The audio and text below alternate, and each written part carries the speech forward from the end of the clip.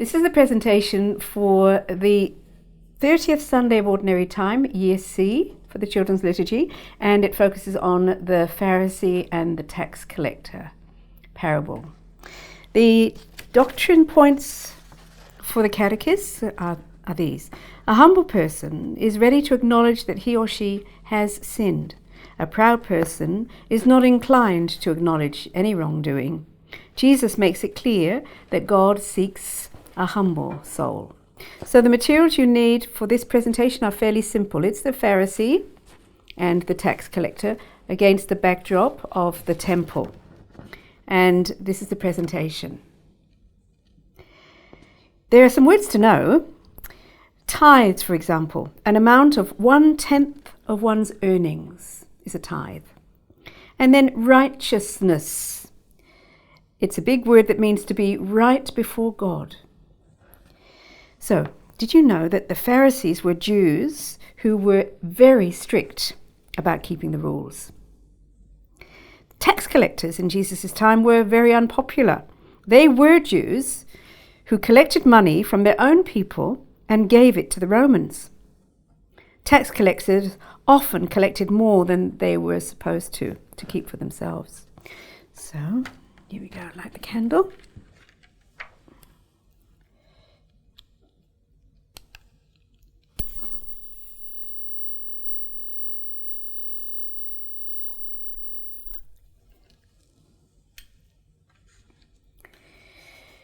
Jesus addressed this parable to those who were convinced of their own righteousness and despised everyone else.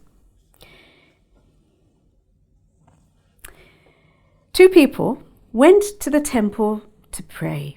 One was a Pharisee and the other was a tax collector. The Pharisee took up his position and spoke this prayer to himself. "O God, I thank you that I'm not like the rest of humanity, greedy, dishonest, or even like this tax collector.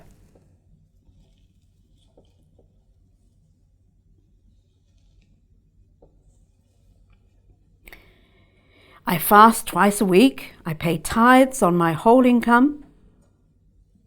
But the tax collector stood off at a distance and would not even raise his eyes to heaven, but beat his breast and prayed, "O God, be merciful to me, a sinner."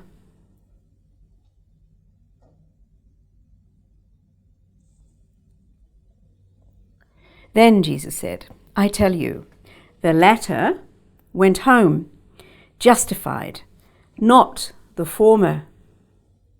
For everyone who exalts himself will be humbled, and whoever humbles himself shall be exalted."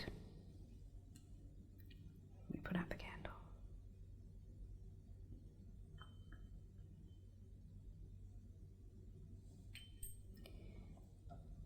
I wonder what was the difference between prayers of the two? I wonder who God would be more pleased with, the Pharisee or the tax collector? I wonder what Jesus is telling us about the way we should pray.